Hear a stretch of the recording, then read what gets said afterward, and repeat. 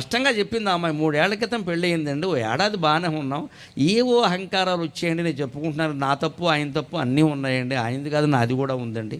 కానీ మీ మాటలు విని మేము మేల్కొన్నాం, మేము తెలుసుకున్నామండి, మళ్ళీ కలిసామండి, 6 నెలల బట్టి సుఖంగా ఉన్నామండి, మమ్మల్ని ఆశీర్వదించండి అంటే, నా కొడుకుని కోడల్ని ఎంత ప్రేమతో ఆశీర్వదించానో అంత ప్రేమగానే ఆశీర్వదించానమ్మ వాళ్ళని. మీరు బాగుండాలి, మీరు బాగుండాలి. మాటల ప్రభావం ఇంత ఉంటుందంటే ఎందుకో గమనించండి. నేను ప్రవచనాలు 15-20 ఏళ్ల క్రితమే మొదలుపెట్టిన సమాజాన్ని, జీవితాన్ని జోడించి చెబుతుంటే కొందరు పెద్దలు ఆక్షేపించారు. అనేక విషయాలు చెబుతారండి, అసలు చెప్పరండి, ఎక్కడెక్కడికో వెళతారు. ఎక్కడెక్కడికి వెళ్ళామమ్మా? నేను జీవితాన్ని దాటి ఎక్కడికి వెళ్ళాలా? జీవితాన్ని దాటి ఎక్కడికి వెళ్ళాలి? ఇవాళ జై జవాన్ జై కిసాన్. నేను జవాన్ని కిసాన్ని విడిచిపెట్టి ఆకాశంలో ఏం విహరించట్లేదు. నేను మన జీవితం లేకుండా జవాన్ ఉంటాడా, కిసాన్ ఉంటాడా? జీవితం లేకుండా దేవుడు ఏమిటండి? జీవుడు లేకుండా దేవుడు ఉంటాడా?